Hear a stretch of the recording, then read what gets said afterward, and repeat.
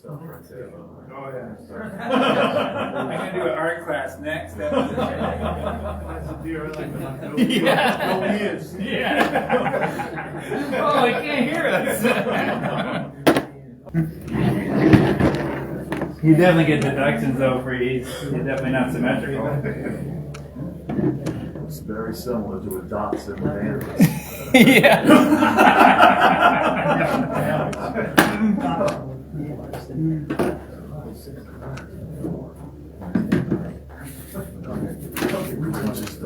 Yeah, that's perfect.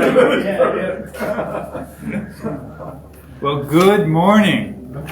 I'm really glad to be here. I'm doing two different classes instead of one. This is actually the first time I've taught this one, and I've kind of been working on it all week, including last night till about 11 o'clock. So there might be some herky-jerkiness with the presentation, but hopefully the content's good, and we'll fix it all up with the question and answer at the end. But my name is Roger Hauk. I'm actually the son of a forest ranger. I've grown up in the Adirondacks for my whole life, and I'm really obsessed with eating the things that are wandering around outdoors. And I've found a whole lot of information, and I get kind of nerdy on this stuff. I have the winters off. I have a stonemasonry contracting business in the summer, and in the winters I study the heck out of outdoor funtivities, and I have a YouTube channel where I kind of put a lot of that information up. And I've actually been making a series on packaging meat and everything, and I've kind of condensed that into the class we have here today. So, I want to start the story. I worked with this guy up in Lake Placid area. He was a retired forest ranger, amazing guy, Gary Hodson. He used to teach some of the classes down here. I mean, the guy could make a whole civilization with a twig and a knife. Like, he was an amazing guy. And he taught me the way he handled venison. And he could kill, and the man had killed. He was a phenomenal deer tracker. He was a forest ranger for 40 some odd years up there. And he could kill all sorts of deer. He could care less if they had that much horns or if they were button bucks. He was about meat. And he loved it. And he taught his kids to enjoy meat. His grandkids would chase after meat. And I lived with him for 2 years, and I really enjoyed eating his version of venison. And that's what I wanted to do. And of course, shooting a deer is a whole other, you got to talk to somebody else about that. But I got in with this other group of guys. Yeah, I got into this other group of guys who were phenomenally good at shooting deer in the Adirondacks. They were drive hunters. They'd done it for about 4 generations, and they were really good. I mean, dozens of bucks every year. So I got in with them. This is awesome. We did drives, and we got deer. We get 2-3 bucks in a weekend, and we'd be dragging them out, and everybody would drag them. The nastiest tasting, rough, gamey things I've ever had. And like that's the same deer I've been eating forever. And it's like, we've eaten it since we were little kids, and I think most of what they do is they put them in the freezer and they store them there for a year, and then they take them out in the garbage and put new deer in their freezer the next year. And I think that it's one of the most dramatic things. I think the variation between deer on the hoof in taste, I'm going to throw out a number because you can just make up science now anyways. Let's just say it's 10% difference. Like a yummy deer and a yucky deer, there's not a big difference as far as like what they were eating or the life they were living or how old they are. It's not that big of a difference. The way someone handles a deer after it falls off of its hoof makes 100% of the difference.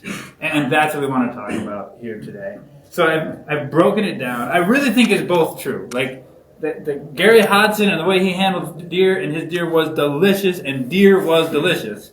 These guys I hunted with, deer are yucky, and their deer was yucky. I mean, and a lot of people, somebody gives them venison. They're like, venison's awful. Well, the stuff they gave you was the stuff they were going to throw in and out of their freezer anyways, and it's not the same as what has been handled properly all the way through. And I'm by no means like a super expert on this, and I'm sure I want to leave some time for question and answers here because I bet there's a lot of great information in this room too about handling deer. But we're calling this deer hunting from the shot to the pot. So we'll start with the shot. And so I gotta start with one quick, I'm trying not to tell a lot of deer stories because we got a lot of science to cover. But this group of guys, the first time I hunted with them, I sat on the first watts and they're like, the deer should come out of there. And they started this drive and this 4-pointer come out. Like, I hadn't seen a whole lot of deer in the Adirondacks in my life, and I hunted up there quite a bit. I was so excited. The thing came to the first opening. I muzzle loaded 120 yards. Boom! Deer twitched its tail and kept walking. And I get all nervous, so I start to reload. And the first thing I did was put my Avid in without the powder behind it.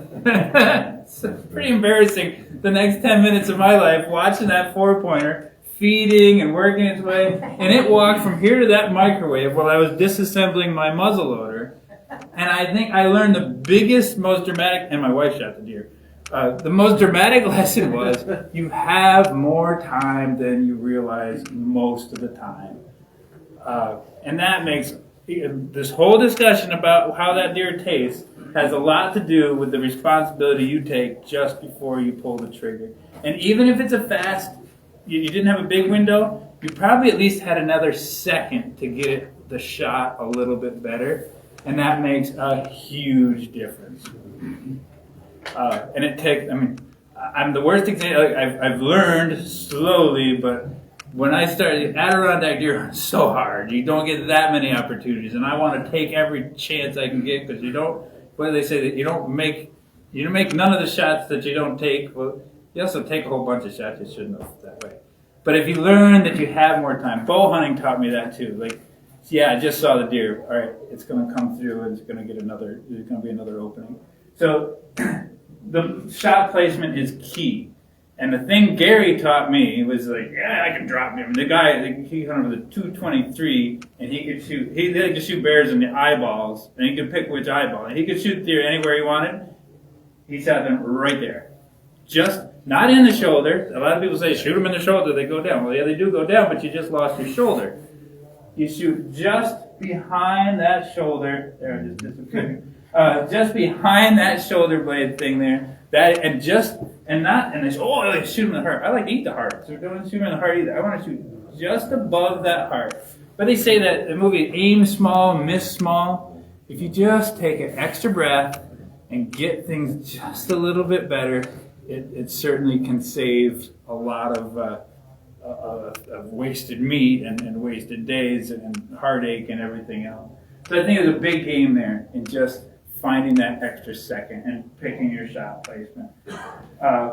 What Gary always used to say is like, I don't want to hit them in the spine, I don't want to hit them in the head, because they're going to drop immediately and be dead immediately. He said, I want to hit them in a nice, clean, double lung shot above the heart and have them run it out, and now they're going to be bleeded out, and they'll just die like Superman in the field. Which I had that finally. I've got a lot of bad stories, but this year I saw a buck feeding in the acorns, and I was like 65 yards away. I was like, this is amazing. And I pulled up, and I said, wait, I got more time. It doesn't even see me. It's in the acorns. I got time. I took a knee. I got up against a tree, and I punched it right through both lungs, and it ran over the hill, and there it was, like in the snow, just like Superman, just like died on the run. That you can't get better meat than that. There's no other shot that will give you that kind of outcome. Hit them. Not that it doesn't. That things don't happen. There's another whole story of my wife shot one. We ended up chasing it for a while, and we shot it again out in the swamp. But it ended up with partial nudity and me swimming with my underwear and getting it out in the middle of the swamp. When those things happen, and it does happen, deer hunting is not a perfect science. You don't always get a square perfect shot. You want to use that venison differently. Like, that's not going to be your prime perfect cuts, because that deer has released a whole bunch of different chemicals in its body, the cortisol and those other things. It's tensed it up. Its muscles are, and adrenaline itself. Those chemicals are actually in that meat and that stuff you are eating. So if the deer has gone through quite a process to get to your house, be cognizant of that and say, all right, this is going to be a burger deer, or this is going to be a canned venison. Fixes all the problem. We're going to talk about that quite a few times here. canned venison fixes so much about that went wrong with the shot or the deer processing, and it turns it into magically delicious goodness. So if things don't go quite well, there's a backup plan.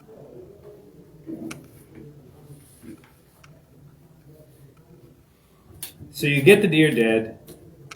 You want to gut it as quickly as possible, especially if it was gut shot. But usually you don't get that opportunity. But no matter what, you want to get the deer cooling down. As soon as it's dead, it's starting to decompose. That happens. And our game from here to the plate is to slow down the decomposition point.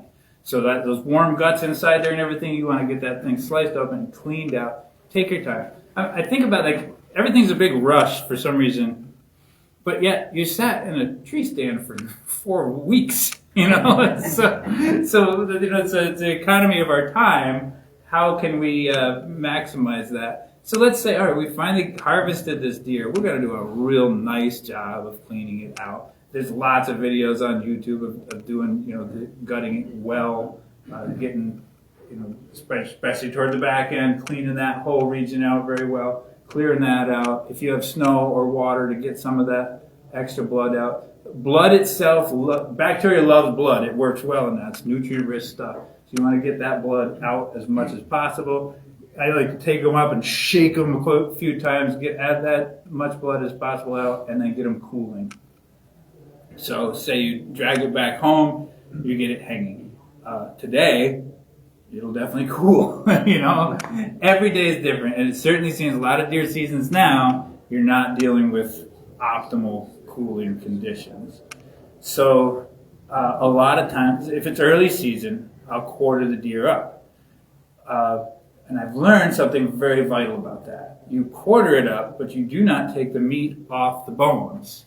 The reason is there's connective tissue of each meat segment, or each muscle segment, onto the bones.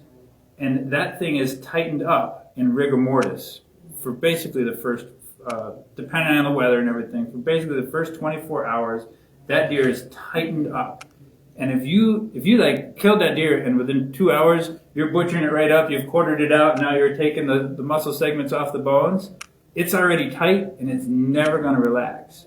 You give it that 24 hours, it goes into rigor mortis, you can feel that deer is tighter and tighter. He ain't frozen, but he feels like he's frozen. And then 24 hours later again, he's more floppy.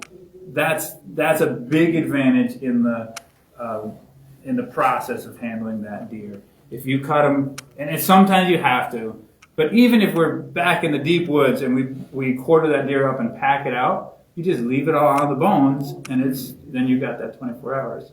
And that's basically like my optimum conditions.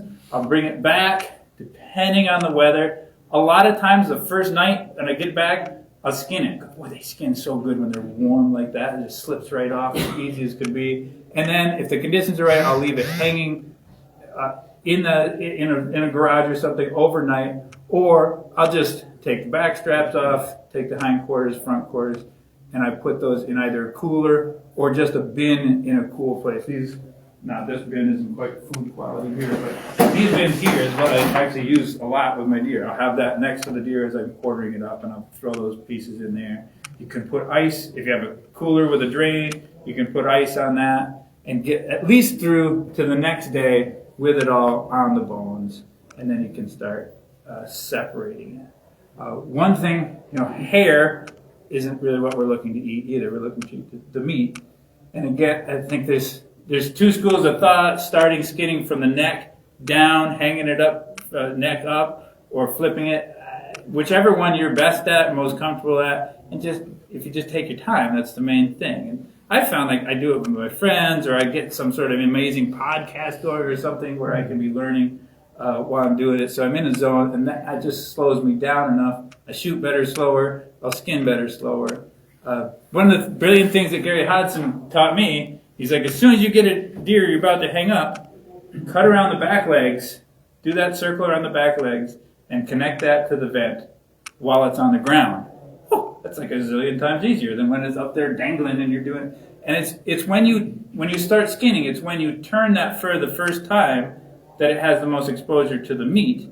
After that, you've got the fur's on the inside as you're case skinning it, unraveling on the inside, and you don't have an interaction between the fur and the deer. Same thing as I'm peeling that deer down, and I get out to the front legs. I don't cut the front legs off first.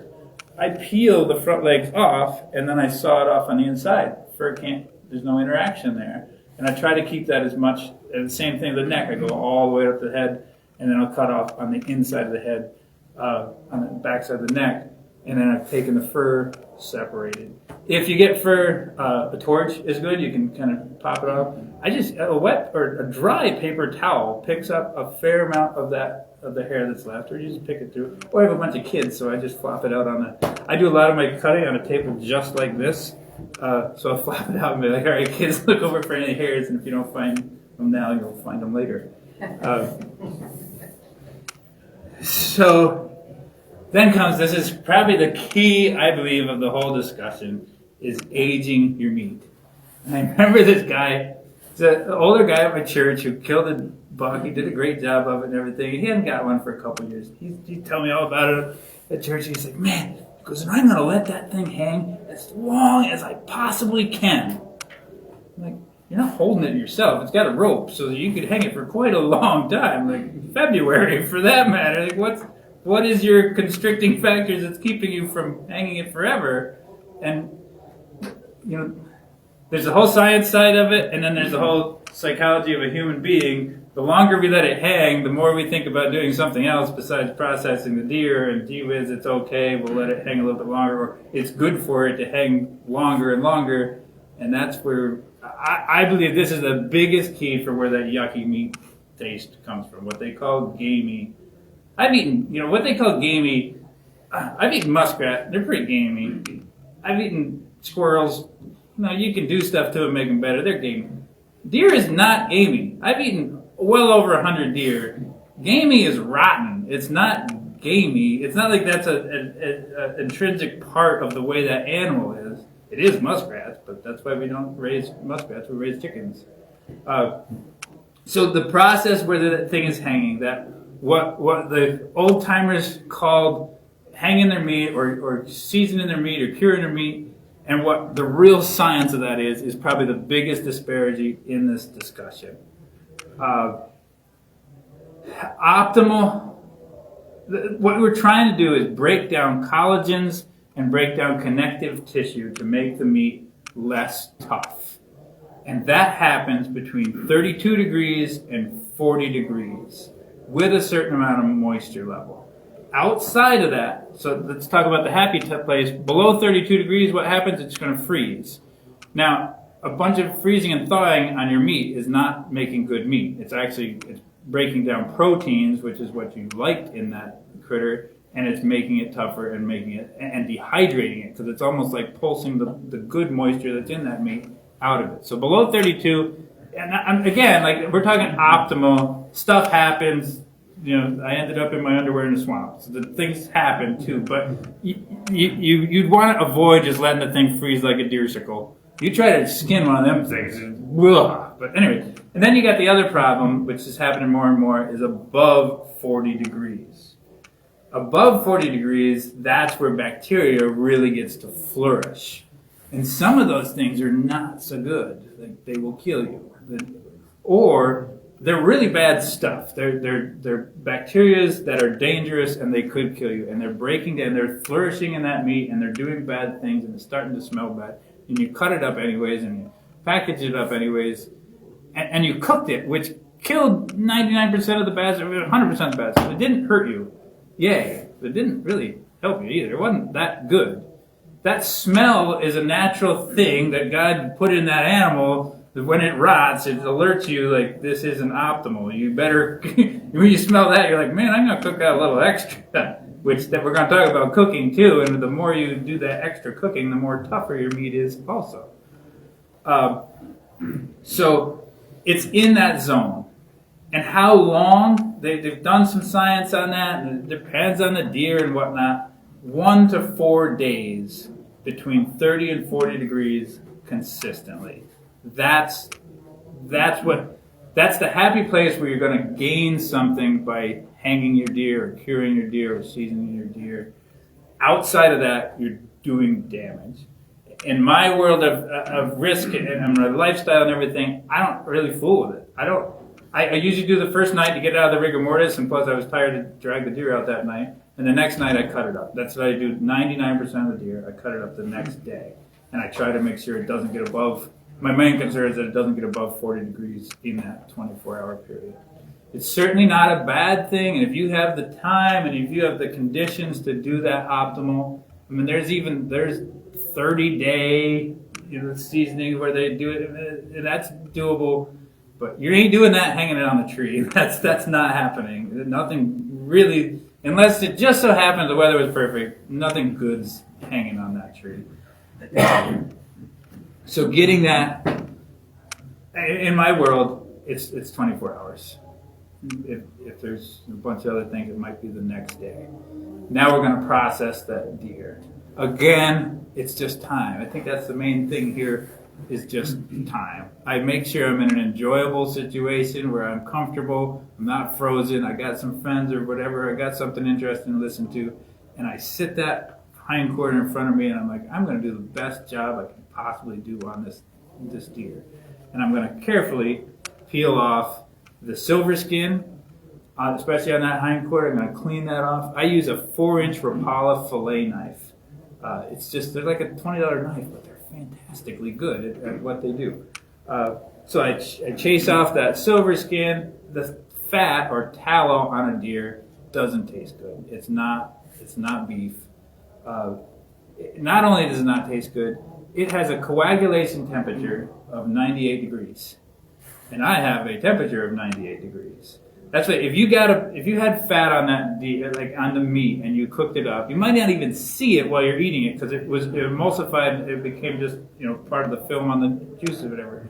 You got done eating, and the roof of your mouth has this wax on it. Well, because that fat has coagulated at the 98 degrees of the roof of your mouth, and it's left you not wanting to shoot any more deer. So, and a lot of that can be avoided while it's right there on the table. You just take your time. You're not trying to set any records. You're just trying to do a good job with that deer. And you're chasing out the muscle groups. That's really all there is. And you can watch, I'm sure there's lots of good things on YouTube as far as butchering and what your cuts are.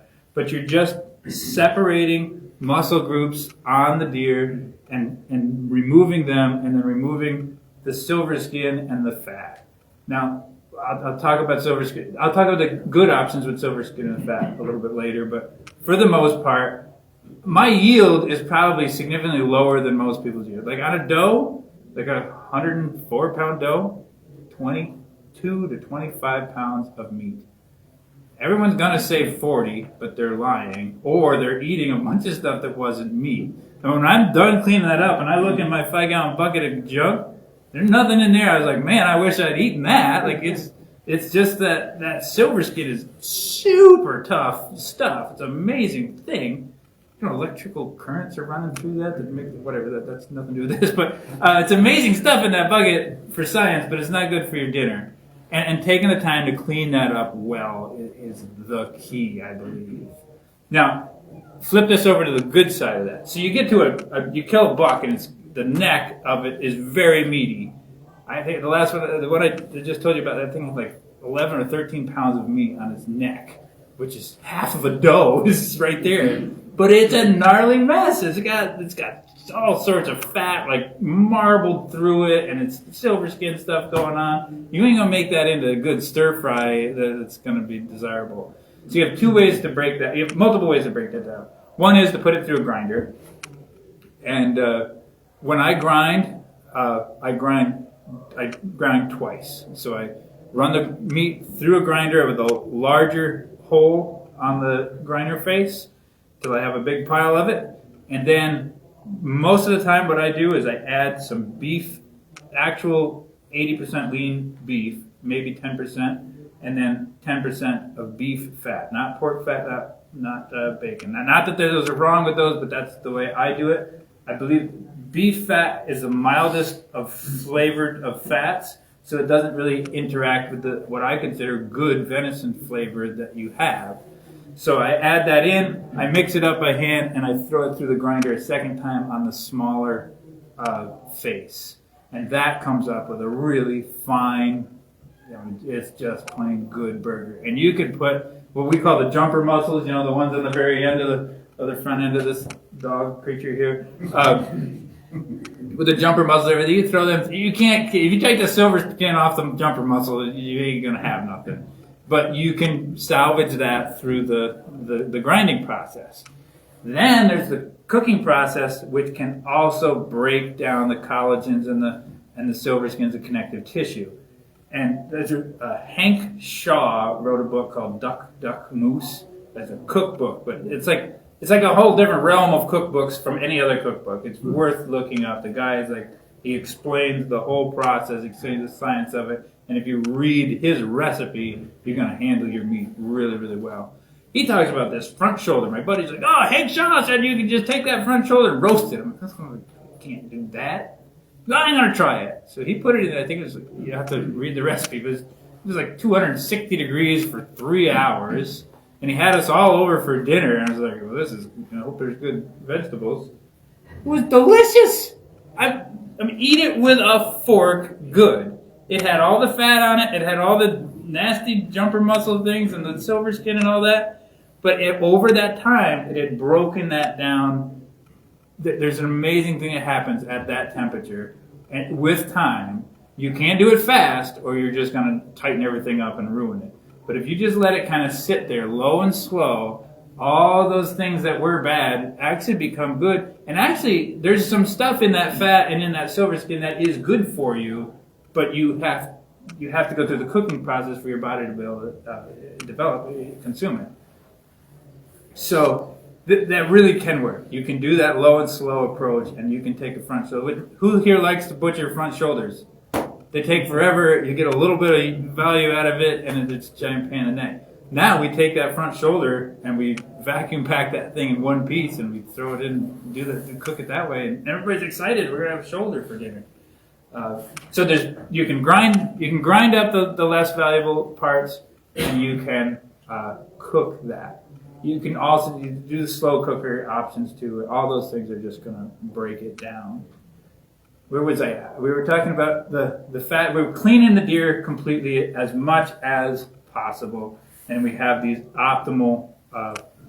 I take some sick pride. I do it on just like this white table, and I get done. I got my pile of loins, and I got my steaks, and I got my burger meat, and I got my canning meat, and I just I'm not a very clean person. There's like 2 times in my life where I want things clean and organized. That's why the rest of my life looks like the inside of that bucket there. But for that, I take some sort of pleasure in doing that thing right and doing some justice to that thing that I killed. So now we have the process of packaging it and freezing it, which is a second. I mean, if you leave it out on your tree for 2 weeks at 60 degrees, you can definitely ruin it that way. The next easiest way to ruin your deer is the packaging and the freezing. Wow, we're moving right along. We've got 4 pages done. I wrote all the notes for this thing, and then something happened with my pinky where I lost all the notes at 9:30 last night, and I'm still mad at my pinky. So I wrote them all again, which I don't usually have 5 pages long. We talked about burger. Oh, so let's finish burger, the burger concept. So I do a vast majority of my burger with that fat because that's the way our family enjoys it the most. I also take some aside and I just do the clean, nothing but burger. I still grind it twice, and I package that separately. Now that without the fat, deer meat is 100% lean. Beef has fat marbled through it. Bear has fat marbled through it. Deer has that tallow on the outside of it. And when you clean it up, you have 100% lean ground meat, which is super healthy and good for you. And it has its place. It's great in chili. You wouldn't know that the fat wasn't there, and who cares if it breaks apart. It's fantastic on tacos and stuff. That's Gary Hodson, we used to have tacos all the time up there, and it was really, really good. And you felt so good eating it because it was just so pure. It's straight up hockey pucks when you're trying to make it into a burger. there's ways to tinker with that. They say onion can help that, or egg, and you can kind of make some binders and stuff. But for the most part, I think you're forcing a circle through a square. It's not, if you think about, and we're pretty big about eating our own stuff. We make our own garden, we eat our own fish, we eat our own deer. When you think about it, I may have added a little bit of burger into there, but the families enjoyed it, and it's so much better than the packaged meat I get at Walmart that I'm in a different zone already. So you don't have to feel guilty about enjoying that burger because it was 20% cow. But that's our venison processing. Also, I've got a YouTube video on just the grinding of the burger too.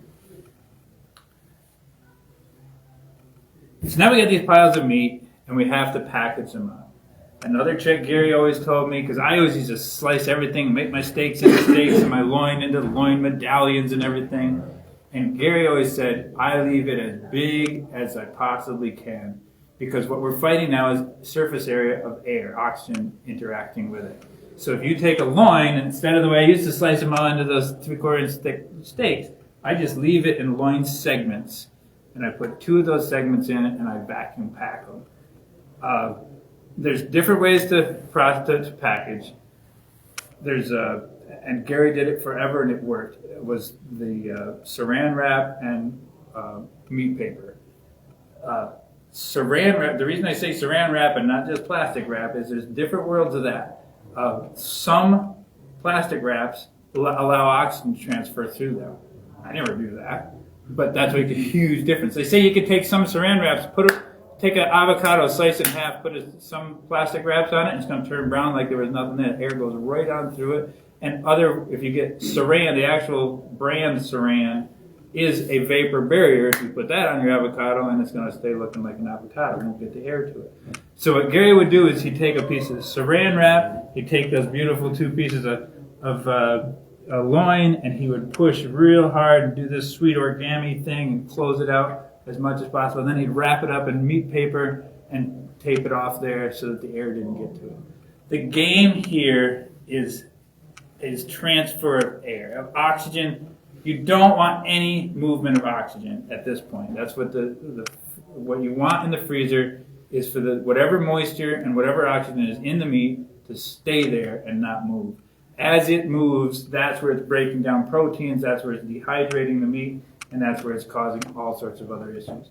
And the way he did it, that worked really well. I tried doing that, and I ended up eating saran wrap because I always had it wrapped up into the thing, and I never got it quite right, and it didn't work for me. I've done a lot of them with Ziploc bags, which is an option. I talk about this a little bit in the perch seminar.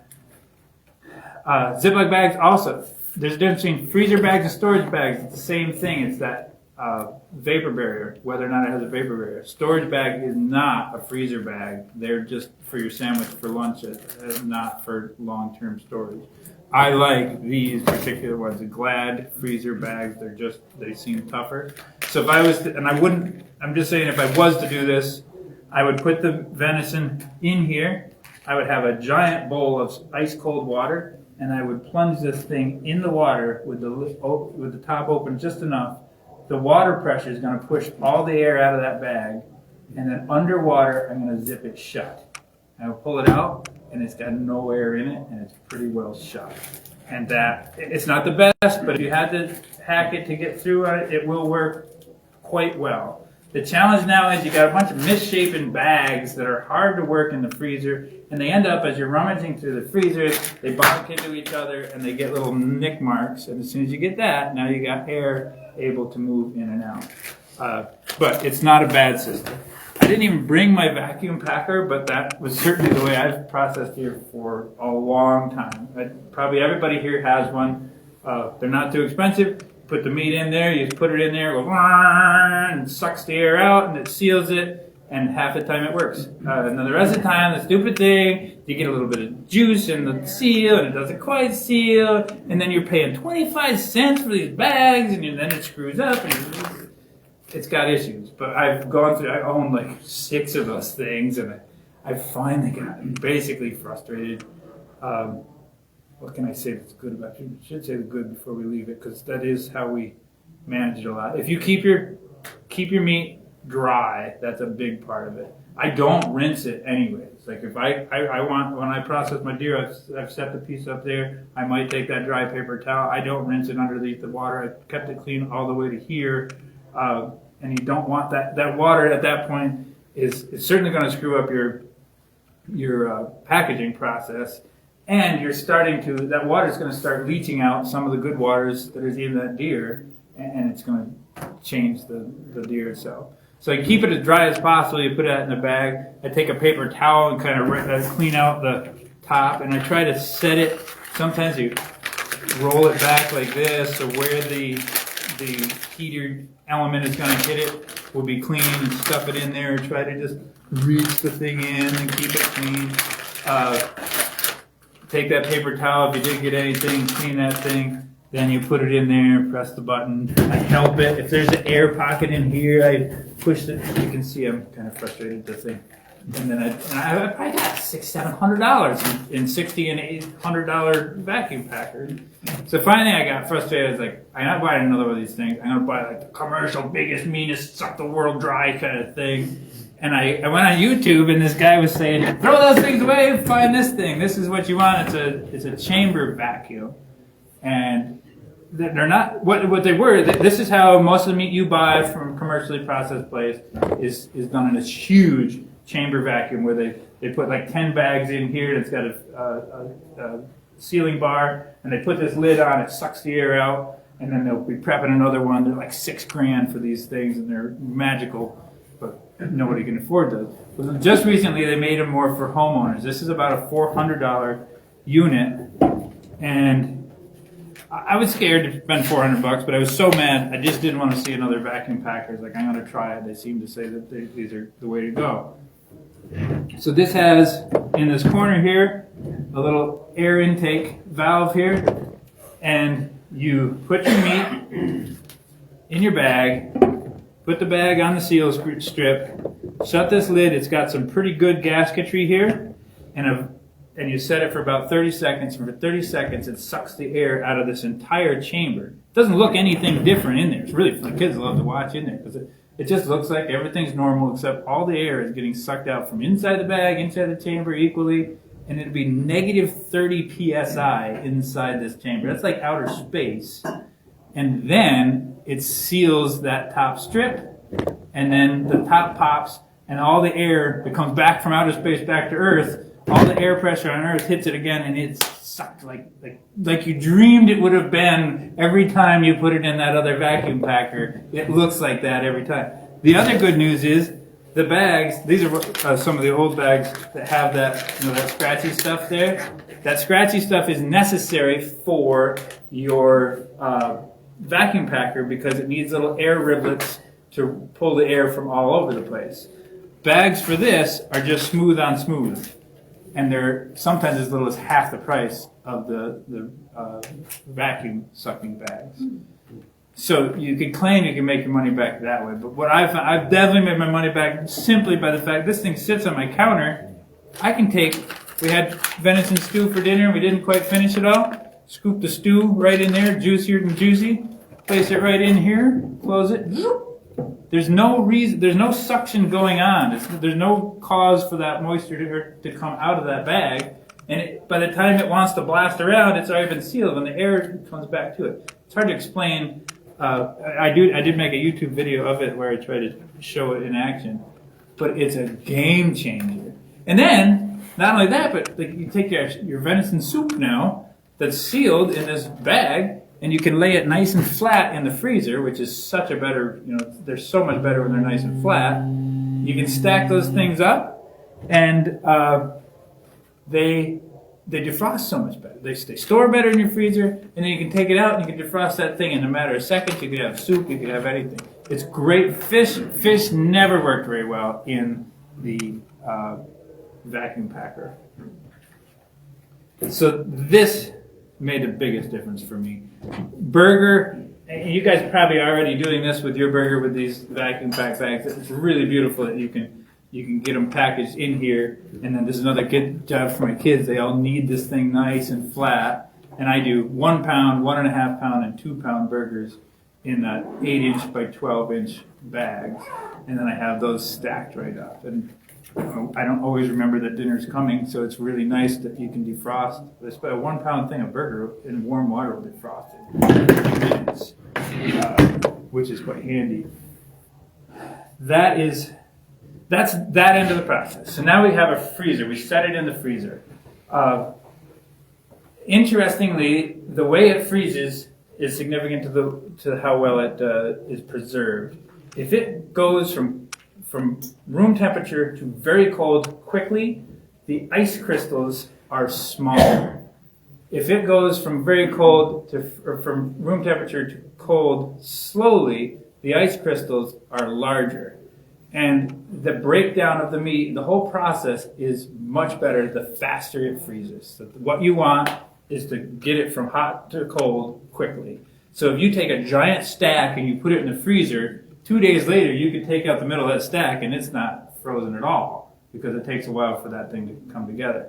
So you want to, sometimes it's good to have 2 freezers going at least just for this time here, and you want to have things separated and spread apart in there so it cools as quickly as possible, and keep your freezer, especially when you know you're doing this, get it as cranked as low as you can so you can hit it. Again, in the commercial world, they do that. They do that flash freezing, and that is a big part of the game. But you can at least not do it poorly if you don't have that giant stack going. You can get a better result there. Freezers themselves can be a problem. Another beauty of modern technology is they've taken they make these frost-free freezers. So they freeze for a while, but they know you don't want a bunch of frost on it, so they have a heating element, and they heat up your whole freezer, and it drains all that frost away, and then it freezes again. Well, every time your meat goes through that freeze-thaw cycle, there's a bunch of transference going on that you didn't want to happen. And it's unfortunate. Some of those have you can turn off the frost-free options, or some of the older freezers don't have them. So that's part of why Craigslist was going crazy in the Facebook Marketplace with all those older freezers, because they were just playing better. Crazy enough, I mean, they can count efficiency any way they want, but they were less, the ones that just froze and kept a steady 0 degrees forever were more efficient than the ones that actually had an energy spent in heating and then in recooling your meat. So the newer ones, they won't ever say this, but they are not better in multiple ways, and they're not more efficient. So that gets it into your freezer. Now you're taking it out of the freezer. You wanted it to go from room temperature to cold fast. You want it to go from frozen to room temperature slowly. That's the other way to get the least amount of breakdown in that. So if you forgot, oh shoot, I was going to have deer steaks tonight, and you pulled it out of the freezer, you threw it in the microwave, and you're tightening that poor thing up like crazy. Maybe you should have burger that night or canned venison that night, and the next night plan ahead and take the steaks and let them come up to temperature slowly. Now you've got the thing on the table, and what do you do with it? I guess I got a few quick recipe ideas, and I brought this medieval weapon because after I was cutting up deer one day, and my buddy he had just made dinner. He's like, "You got to try this venison." He's like, "I just tried chicken fried steak venison. It worked out so good." And he had made up this sauce, and I ate it, and all I wanted to do was just kill deer for the rest of my life. It was so good. So you take your venison steak. That's usually some part of that hind quarter, that big flat flank piece, or the football, or one of those. And you've sliced it about 3/4 of an inch thick. You defrost it slowly. You put it on a cutting table, and you pound it from 3/4 of an inch down to nothing. And halfway through there, you stop with the Montreal steak seasoning. You pound the Montreal steak seasoning. You have no more anger left, and you have this whippity little piece. And the steak is now this big and this thick. And you dip it in egg, and you dip it in Italian breadcrumbs, and you fry that thing. And my grandmother used to eat it. She had no teeth. I mean, you break apart with a fork. And the kids, when they see me come in with the deer, they're like, we're going to have, I call it bludgeoned venison, because we bludgeon it. And I've made that whole recipe's on the YouTube too. That guy's got a couple thousand views of that trick. And then we make a horseradish and sour cream sauce to go with it. It's not healthy anymore, but it was healthy when it started, so it's got to be worth something. You can at least feel better about it. It's better than McDonald's. So that's one of our favorite ways. And steak, you got to be realistic about a steak. It's not a beef steak. You're not going to get you can do it on the grill. You're going to want to break that down some with a marinade or something, and you want to watch your temperatures there. One of the best investments my mother ever made when she gave me this for Christmas was this fairly cheap thermometer that you can keep it in the oven and keep your read outside, keep it in your smoker and read. This has made all the difference. I mean, heck, when I go ice fishing, I bring venison with me. I also bring this with me because I've now found that this is so key to getting the temperature right. Venison, particularly, is not a forgiving meat. It doesn't have any fat to make up for anything. You can tighten that thing up and dry it out and take something magically goodness into something shoe leathery in degrees. And I don't have the eye to see that, and I don't have the perfect timing and temperature to see that. But this thing, you can get it right basically every time. So I take that venison loin that I've left in a full segment about 10 inches long. It's cleaner and clean. There's nothing bad on it at all. I take a frying pan with some butter, and I sear the outside real quick. Then I set that aside, and I put butter, always butter, and some more butter, and then some onions, some garlic, a little bit of Montreal, and some Marcella cooking wine, and let that just simmer, just till the onion is pretty much wilted right down into just caramelized goodness, turns those sugars into goodness. Then I take that venison and I set it back on top, and I stick this probe in there, and I put a lid on it, and I watch it get to about 118 degrees. I might turn it once, and I get 118 degrees. Now, if you didn't have this, you would cut it and say, oh man, I got raw meat, I got to cook it longer. Trust it, trust the temperature. You get that 118, 120, and pull it off, let it sit, and it is like melt in your mouth, soft butter. And if you had left it to go to 130, it would have been the toughest thing you ever ate. And I've done that lots. I've ruined a lot of good loins. But boy, that really worked. And you can do the same with your steaks, even on the grill or whatever. You can watch those temperatures, read up on it, see what the optimum ones are there. But venison particularly. So you have two options with venison. You either cook the ever-living goodness out of it till it's killed everything bad and it becomes good again, or you just get it scared and let it know it's getting cooked.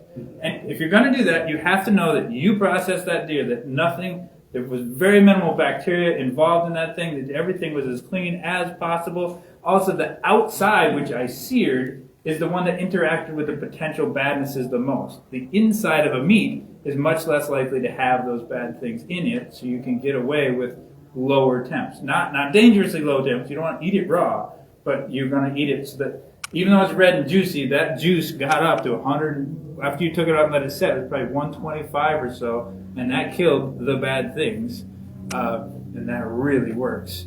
So the other thing we do with that canning venison, super simple, a little squirrely. People, when I was a kid, people gave us canned venison, and we put it on the counter or put it in the closet, and there it sat with dust on it about 4 inches thick. Who wants to eat venison out of a can? Scary. When we got to doing it and realized the process, we take 1 quart wide mouth. You want the wide mouth jars, not the narrow ones, because you want to get the meat back out. Run them through the dishwasher so they get really clean. Boil and clean the lids. Then you're taking your front shoulders, your just the nastiest stuff. Doesn't matter what it is. Bear, if you ever cut up a bear, it's like the whole bear is a deer neck. It's just a big gnarly mess, and it's really hard to make any sense of it. But you can it, and it's one of the best things you could ever eat. So the gnarliest stuff that's got the most amount of fat that you couldn't get away from it, and silver skin you couldn't get away from it, you cut it into inch or so squares, stuff it in that jar, and you got to stuff. I use a spoon and drive it in so it's solid meat in a quart jar. It takes almost 2 pounds of meat to fill that quart jar. Canning and pickling salt. You have to. I think it's a 3/4 tablespoon. I got a YouTube on that one so you can check it out. Canning salt, Montreal steak if Melanie's not looking, and you can even add some onions in there too. But you could just do nothing but canning salt, put the lid on it, and then either pressure can it or a 3-hour boiling hot bath, a water bath. And that breaks everything down. If you had a bunch of fat left in there, when you, months later when you go to eat it and you pop the lid, the fat will have risen up to the top and it'll be like a little bit of a coagulated line on there. You can take a spoon and throw it away. It's the easiest way you ever got rid of the fat out of that meat. And there's a couple big advantages. One is, you totally forgot the dinner was going to happen. You got 2 minutes to prepare. Put it in a pan, heat it up with some onions, and you got dinner ready to go. And if your freezer dies or the electricity goes out or whatever, you've got a significant amount of your venison that's protected against dependency on your freezer. And we've integrated, just in the last 2 or 3 years, we've integrated into that, and we've gone pretty hardcore toward canned venison. I like to enjoy the best cuts of the deer, but I try to be as practical as possible. And I don't feel bad even taking like the football that we call the football off the back hind quarter. I grind that into burger quite often. It makes a really good burger. It's not a crime. You're going to enjoy the burger too. It's all meat.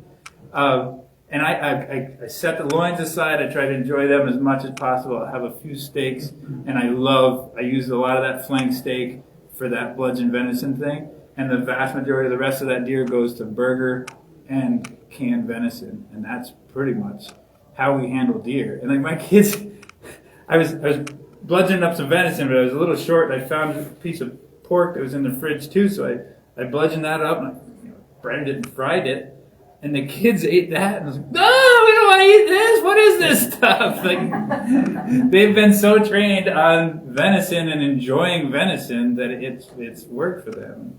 I guess that's the last thing is like why we're doing anything. I think is really deer hunting. If you enter into it, we are.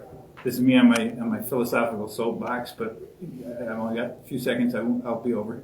If you just fall into deer hunting and let the media and the marketing of the world try to direct your path, you're going to turn into this narcissistic freak that wants to kill deer that look better than that one. And I really don't think there's that much joy in that type of hunting. You get super competitive about everybody and super territorialistic, and nothing is ever good enough. And you lose track of why you did it. And I've seen people like go through the process, like get into deer hunting and then whatever, and then they fall back out of it because like, what do you mean you don't hunt anymore? How could you not hunt? Because the reason they were hunting wasn't a fulfilling reason. It wasn't even a healthy reason, and it doesn't sustain.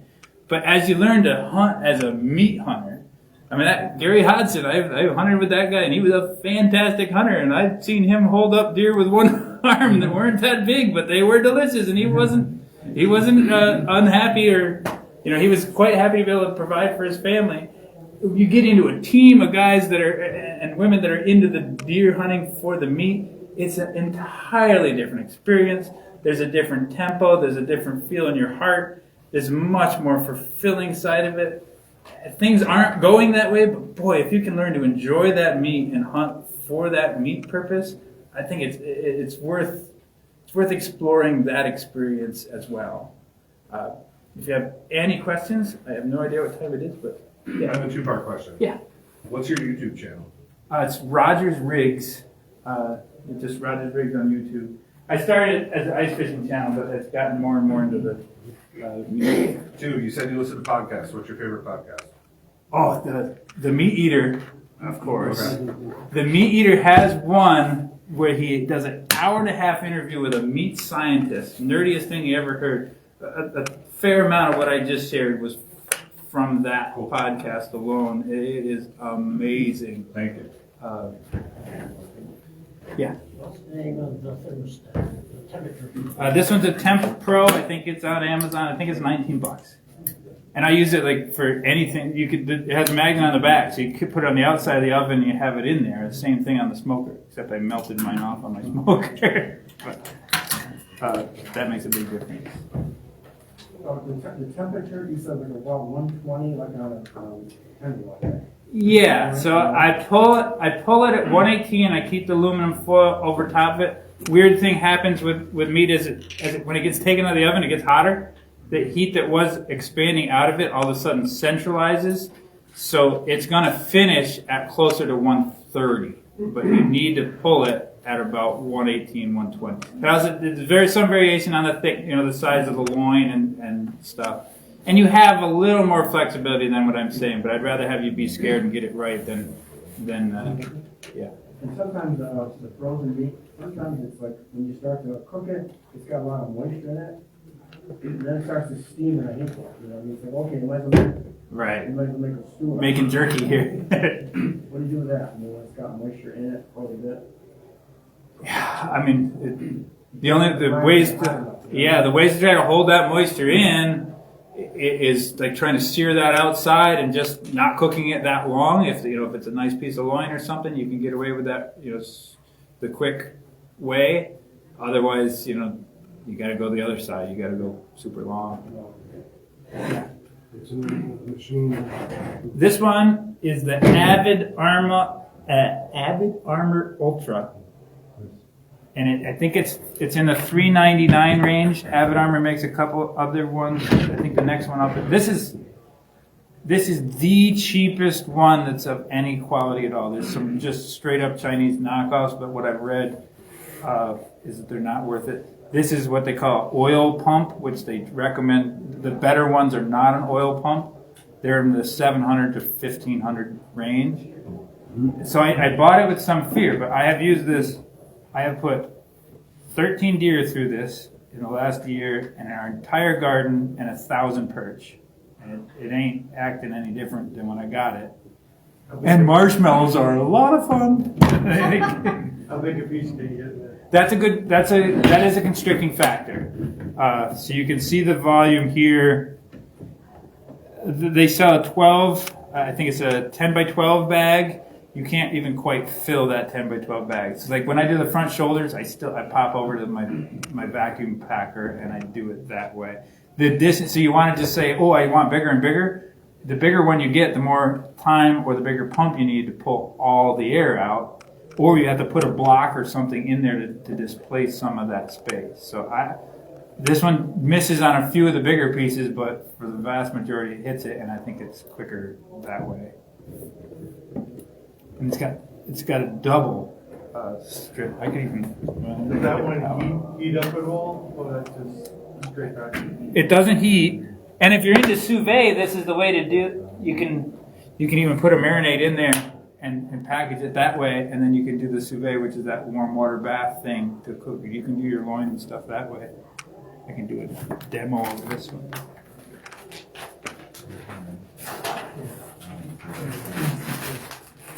Any other questions? How long will the meat last when you vacuum pack it like that? I've eaten meat 3 years old that was fine. If your freezer, if you have a freeze-thaw freezer, you're not going to get much more than a year almost no matter what you do. They say like 3 months. This does protect some against the freeze-thaw, I can't say words, freeze-thawing freezers, but yeah, you can definitely expect a year. Even my fish, everything, I get a year. And usually I try to optimize, like I try to have my year cycles. And we give away a lot of meat so that I don't go over a year. But you could get a year and a half. It's pretty regularly. Any other questions? You just lay that on Yeah, so even if you, I don't know what time it is, are you? 10 after 12. When are we done? We done at 1? Right. So I'm already over. All right. Hopefully they won't sue me. So yeah, you lay it in. It doesn't matter if it's soup or whatever. It's got a little bit of an uphill here. It's got a clip. So you kind of clip it on. It's on. There's a pressure point here that's on that double heating element. That's another neat thing. They actually thought ahead and knew you were gonna, make a mess here. So the heating element comes out to be heated, or to be cleaned. Clip it down, shut it, magic can happen. Just if you turn it on.